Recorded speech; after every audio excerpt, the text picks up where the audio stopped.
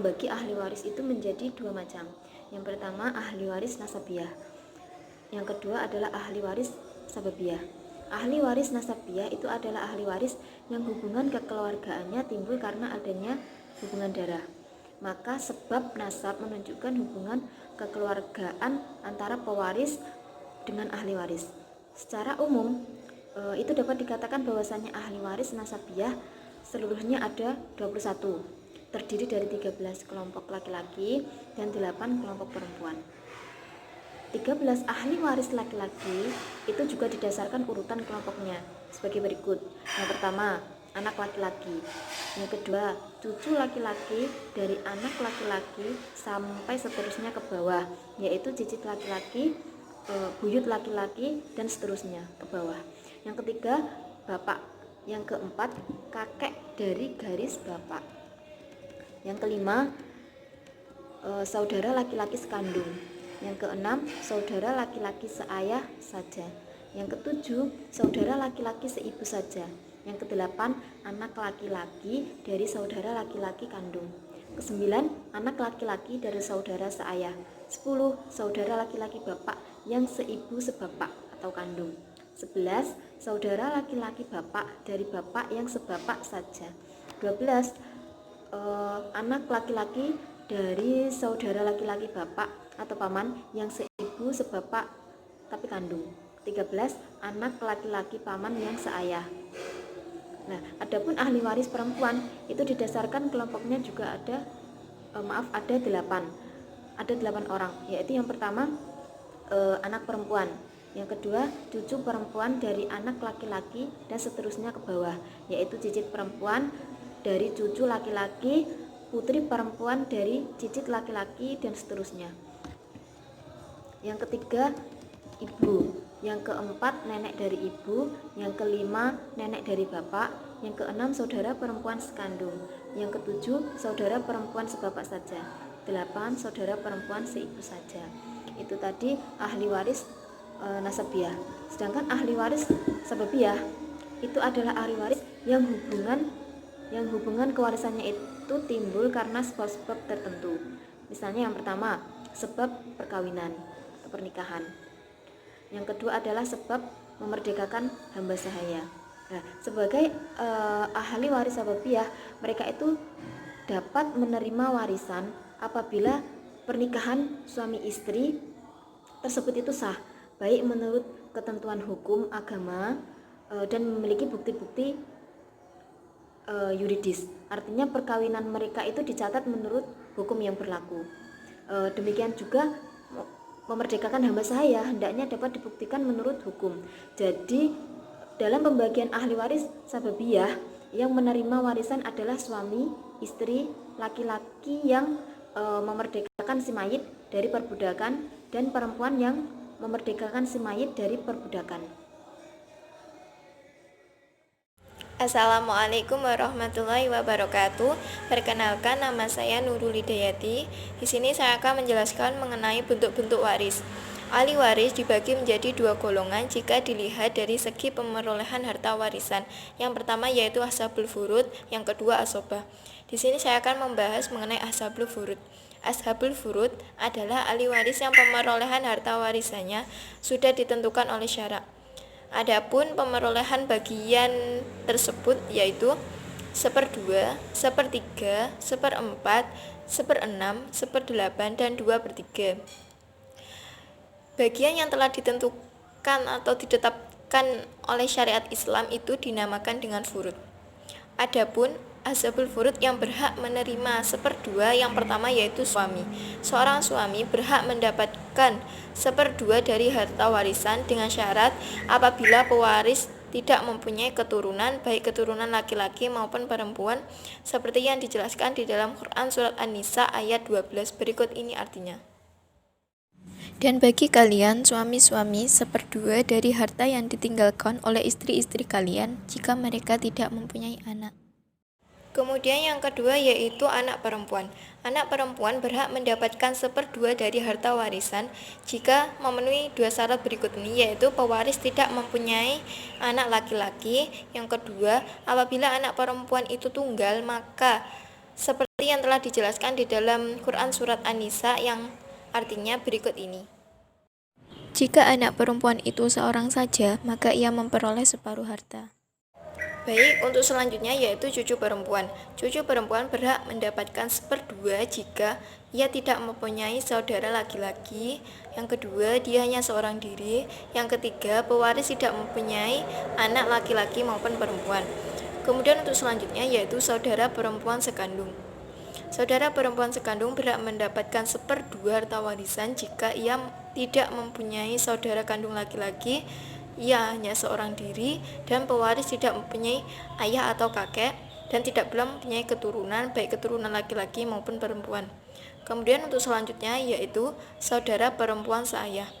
Saudara perempuan seayah berhak mendapatkan seperdua bagian jika tidak mempunyai saudara laki-laki, dia hanya seorang diri, dan pewaris mempunyai saudara kandung perempuan, dan yang terakhir pewaris tidak mempunyai ayah atau kakek, dan tidak pula mempunyai keturunan baik laki-laki maupun perempuan. Kemudian untuk selanjutnya yaitu ashabul furud yang berhak mendapatkan sepertiga bagian dari harta warisan. Yang pertama yaitu ibu. Ibu berhak mendapatkan sepertiga bagian jika pewaris tidak mempunyai anak atau cucu laki-laki dari keturunan anak laki-laki. Kemudian yang kedua, pewaris tidak mempunyai dua orang saudara atau lebih. Kemudian yang ketiga, saudara laki-laki dan saudara perempuan seibu dua orang atau lebih. Kemudian untuk ashabul furud yang berhak mendapatkan seperempat, yang pertama yaitu suami. Suami berhak mendapatkan seperempat jika seorang istri mempunyai anak atau cucu laki-laki dari keturunan laki-lakinya, baik anak cucu tersebut darah dagingnya ataupun tidak, seperti yang dijelaskan di dalam Quran Surat An-Nisa ayat 12. Berikut ini artinya.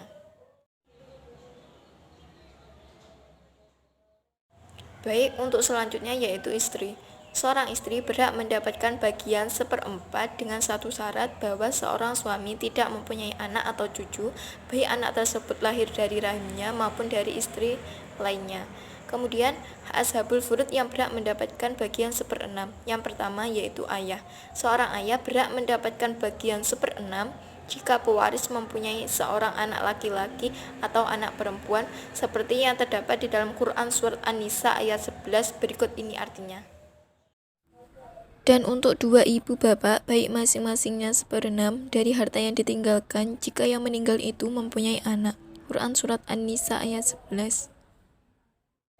Baik, untuk selanjutnya yang berhak mendapatkan bagian seperenam bagian yaitu kakek, ayahnya ayah. Seorang kakek berhak mendapatkan seperenam bagian jika pewaris mempunyai anak laki-laki maupun perempuan atau cucu laki-laki dari keturunan anak laki-laki dengan syarat ayah pewaris tidak ada. Kemudian yang ketiga, ibu. Ibu berhak mendapatkan seperenam jika pewaris mempunyai anak laki-laki atau perempuan atau cucu laki-laki dari keturunan anak laki-laki. Kemudian syarat yang kedua, bila pewaris mempunyai dua orang saudara atau lebih, baik saudara laki-laki maupun perempuan yang seayah, sekandung, atau seibu. Kemudian yang keempat yang berhak mendapatkan harta warisan seperenam yaitu cucu perempuan keturunan anak laki-laki. Yang kelima, saudara perempuan seayah. Yang keenam, nenek asli. Yang ketujuh, saudara laki-laki atau perempuan seibu. Kemudian ashabul furud yang berhak mendapatkan seperdelapan bagian harta warisan yaitu seorang istri, baik seorang maupun lebih akan mendapatkan seperdelapan dari harta peninggalan suaminya bila suami memiliki anak atau cucu. Kemudian ashabul furud yang berhak mendapatkan 2/3. Yang pertama, 2 anak perempuan kandung atau lebih. 2 anak perempuan kandung atau lebih tersebut mempunyai saudara laki-laki dari pewaris. Kemudian yang kedua, 2 cucu perempuan keturunan anak laki-laki atau lebih dengan syarat pewaris tidak mempunyai anak kandung baik laki-laki maupun perempuan. Kemudian yang kedua, syaratnya pewaris tidak mempunyai 2 orang anak kandung perempuan. Dan syarat yang ketiga, 2 cucu tersebut tidak mempunyai saudara laki-laki. Kemudian yang ketiga, yang berhak mendapatkan 2/3 bagian yaitu 2 orang saudara kandung perempuan atau lebih dengan syarat pewaris tidak mempunyai anak laki-laki maupun perempuan dan juga tidak mempunyai ayah dan kakek. Kemudian syarat yang kedua, dua saudara sekandung perempuan atau lebih tidak mempunyai saudara laki-laki sebagai asobah. Kemudian syarat yang ketiga, pewaris tidak mempunyai anak perempuan atau cucu perempuan dari keturunan anak laki-laki seperti di dalam Quran surat An-Nisa ayat 176 berikut ini artinya.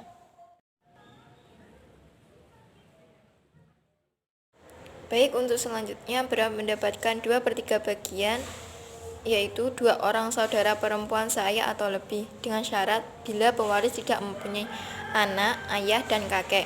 Kemudian syarat yang kedua, kedua saudara perempuan seayah itu tidak mempunyai saudara laki-laki seayah. Kemudian syarat yang ketiga, pewaris tidak mempunyai anak perempuan atau cucu perempuan dari keturunan anak laki-laki atau saudara kandung, baik laki-laki maupun perempuan. Mungkin itu saja yang bisa saya sampaikan mengenai ashabul furud.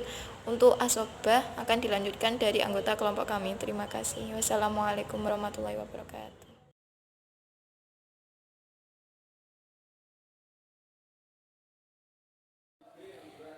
Assalamualaikum warahmatullahi wabarakatuh. Di sini saya akan menjelaskan tentang asobah. Asobah adalah orang-orang yang mendapatkan sisa harta dari peninggalan si mayit. Yang dimaksud dengan asobah di sini adalah keluarga laki-laki yang dekat dari pihak ayah. Apabila tidak ada sisa harta setelah ashabul furud menerima bagiannya, maka asobah tidak akan mendapatkan apa-apa. Ahli waris asobah ini harus menunggu sisa pembagian dari ahli waris yang telah ditentukan bagiannya. Dan keistimewaan asobah ini, ia dapat menghabiskan seluruh harta dari si mayit apabila ahli waris yang telah ditentukan bagiannya sudah mengambil apa yang sudah menjadi haknya. Bagian yang diperoleh oleh asobah adalah yang pertama, ia mendapatkan seluruh harta warisan dari si mayit dengan syarat si mayit hanya meninggalkan ahli waris dia sendiri. Yang kedua, berbagi sama di antara asobah apabila si mayit meninggalkan beberapa asobah yang sederajat. Yang ketiga, mendapatkan seluruh sisa lebih dari ahli waris apabila si mayit meninggalkan ahli waris yang menurut ketentuan hukum mendapat bagian tertentu. Yang keempat, mendapatkan 2 bagian bagi yang laki-laki dan 1 bagian bagi yang perempuan apabila di dalamnya ada perempuan yang sederajat. Yang terakhir, apabila harta warisan sudah terbagi habis oleh ahli waris yang telah ditentukan bagiannya, maka asobah tidak akan mendapatkan bagiannya sama sekali. Di sini dapat disimpulkan bahwa ahli waris asobah menerima harta warisan di antara 2, yaitu yang pertama menerima seluruh harta warisan dan yang kedua menerima sisa harta setelah dibagikan kepada ashabul furud. Ahli waris asobah yang termasuk dalam asobah ada 14, yaitu yang pertama anak laki-laki, yang kedua anak laki-laki dari anak laki-laki atau cucu laki-laki terus ke bawah, yang ketiga dari ayah, yang keempat datuk laki-laki terus ke atas, yang kelima saudara laki-laki sekandung, yang keenam saudara laki-laki seayah, yang ketujuh anak laki-laki dari saudara laki-laki sekandung, yang kedelapan anak laki-laki dari saudara laki-laki seayah, yang kesembilan paman sekandung, yang kesepuluh paman seayah, yang kesebelas anak laki-laki dari paman laki-laki sekandung, yang ke-12 anak laki-laki dari paman laki-laki seayah, yang ke-13 laki-laki yang memerdekakan, yang ke-14 adalah perempuan yang memerdekakan. Sekian dari saya. Wassalamualaikum warahmatullahi wabarakatuh. Mukosamah antara kakek dan saudara. Kakek ada kalanya dibagi menjadi 2, yaitu kakek yang sahih atau valid atau benar, dan ada kalanya kakek itu tidak sahih atau invalid atau tidak sah. Kakek yang sahih yaitu tidak sahih atau invalid atau tidak sah. Kakek yang sahih yaitu pada nasabnya tidak diselingi oleh wanita. Contohnya adalah ayahnya ayah. Dan kakek yang tidak sahih adalah kakek yang pada nasabnya diselingi oleh wanita, yaitu ayahnya ibu. Kakek dapat gugur hak warisnya apabila ayah si mayit masih ada atau masih hidup. Yang berikutnya adalah muqasamah. Muqasamah secara bahasa merupakan bentuk mufa'alah dari ismah. Tukasimuka merupakan kata fi'il yang merujuk pada kerjasama atau al-musyawarah dari banyak orang. Dengan demikian maksudnya adalah suatu kerjasama untuk menentukan hak waris. Yang berikutnya adalah muqasamah menurut para ahli waris. Menurut ahli waris, muqasamah artinya persekutuan antara banyak orang untuk menentukan hak waris, baik itu laki-laki maupun perempuan, yang berupa saudara kandung, saudara seayah, saudara seibu maupun kakek. Banyak perbedaan pendapat dari para sahabat dan para ahli fikih mengenai hak waris untuk kakek ini. Contohnya Asy-Sya'bi pernah mengatakan pernah ada seorang datang kepadanya menanyakan tentang hak waris untuk kakek. Lalu beliau mengatakan, berhati-hatilah karena Allah tidak menyukai hal ini. Allah tidak akan memanjangkan umurnya. Kenapa sih kita harus disuruh berhati-hati? Mengapa kita disuruh berhati-hati? Karena baik di dalam Al-Quran maupun di dalam hadis tidak ada penjelasan nas mengenai hukum waris kakek dengan saudara, baik saudara sekandung, seayah maupun seibu. Dan oleh karena itu maka diputuskanlah dengan ijtihad. Tapi para sahabat merasa khawatir dengan hal tersebut karena jika mereka salah mengambil keputusan maka akan merugikan salah satu pihak, dan mereka akan salah memberikan kepada orang yang sebenarnya tidak perlu, dan yang sebenarnya perlu tidak diberikan.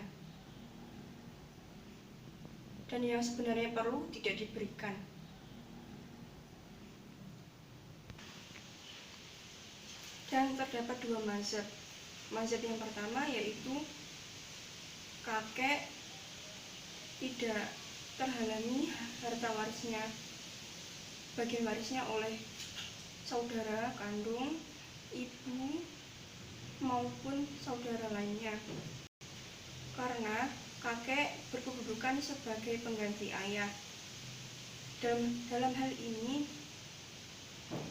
hak waris atau ashabah yang paling dihitungkan itu yang pertama adalah anaknya, yang kedua kakek, lalu yang berikutnya adalah istri dan saudara-saudaranya.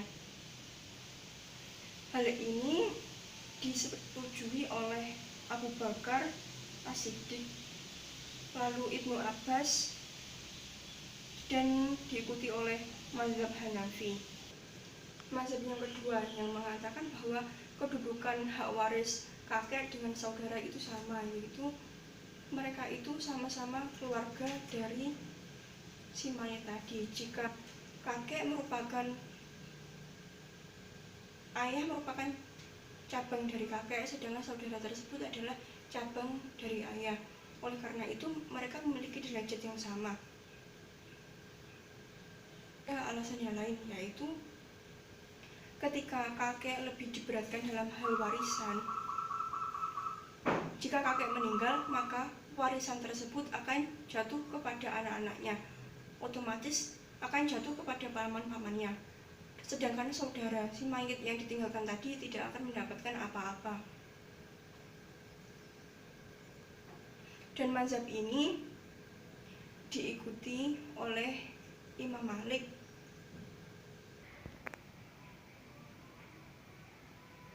Apabila seseorang wafat meninggalkan kakek dan saudara dan tidak ada asbabul furud yang lainnya, maka terdapat pilihan yaitu kakek mendapatkan sepertiga bagian atau pembagian menurut pembagian. Yang menurut mazhab yang kedua yaitu apabila si orang yang wafat tadi meninggalkan kakek dan saudara dan ada keluarga yang masih asbabul furud, maka pembagian untuk kakek yaitu kakek boleh memilih sepertiga ataupun seperenam. Yang mana baik untuk kakek, hal itulah yang diambil. Yang berikutnya adalah warisan suami istri. Suami akan memperoleh bagian setengah apabila dia tidak memiliki anak, dan dia akan mendapatkan seperempat harta waris apabila dia memiliki anak. Dan begitu pula sebaliknya, yaitu apabila istri suami yang wafat, maka jika dia tidak memiliki anak, maka bagiannya adalah seperempat, dan apabila dia memiliki anak, maka bagiannya adalah seperlapan. Yang berikutnya adalah suami istri dan hajab. Suami istri dan hajab. Hajab adalah tercegahnya hak waris seseorang karena sesuatu. Hajab dibagi menjadi dua, yaitu hajab hirman dan hajab muqson. Hajab hirman adalah hajab yang dapat mencegah atau menggugurkan hajab waris orang lain. Sedangkan hajab muqson adalah hajab yang dapat mengurangi hak orang lain. Suami istri tidak bisa menutupi hak waris orang lain dan juga tidak bisa dihalangi oleh hak waris orang lain. Hak waris suami istri hanya bisa dikurangi yaitu dengan hajab muqson, yaitu ketika mereka memiliki anak.